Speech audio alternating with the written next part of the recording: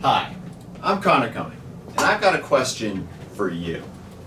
Have you ever wondered about the relationship between surface roughness and aerodynamics? No? Well, let me tell you why you should.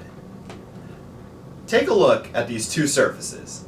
Visually, they appear completely different, made in two entirely different ways, and under a microscope, they look nothing alike. But they would be characterized as the exact same.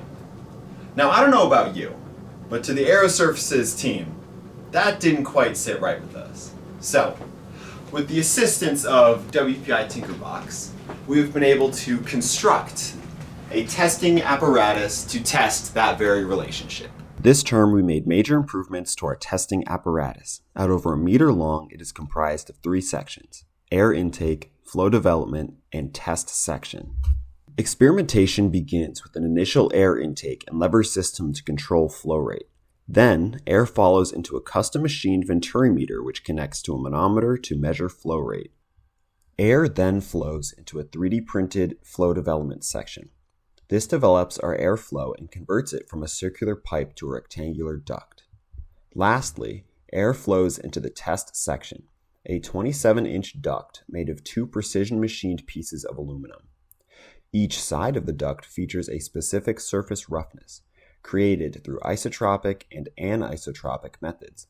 Additionally, pressure taps are used before and after the surface to measure the change in pressure.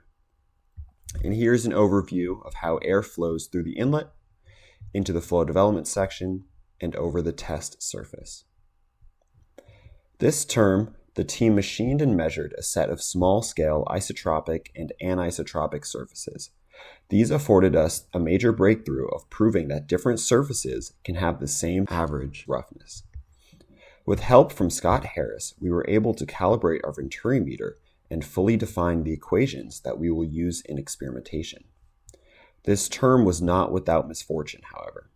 Our manometer fell and broke, but with the funding we received from TinkerBox, we were able to replace our broken equipment and get back on track. The experiment works by comparing the actual, or experimental, pressure drop across the test section against the calculated pressure drop. Currently, surface roughness in aerodynamic applications is characterized with RA, or average roughness. And as I'd mentioned earlier, that can result in situations where 2 different surfaces are characterized the exact same. In our application, this would result in these 2 surfaces having the same calculated pressure drop. The process of calculation looks a little like this. We begin by measuring our initial flow rate with the venturimeter. This is taken as our velocity in. Because we know the characteristics of our duct, the pressure drop across the test section can be calculated. This is compared against the experimental result, which is found by measuring the pressure before and after the test section using pressure taps and a manometer. This will give us a percent error between the theoretical and actual pressure drops, which can be compared against when using other methods besides average roughness. The team has outlined 4 different parameters that we believe can be used to calculate more accurate pressure drops. If any of these 4 are shown to have a lower percent error than average roughness, equations will be found for their continued use. Beyond the academic interest of this research, there are many applications to improving the accuracy of surface characterization in aerodynamics.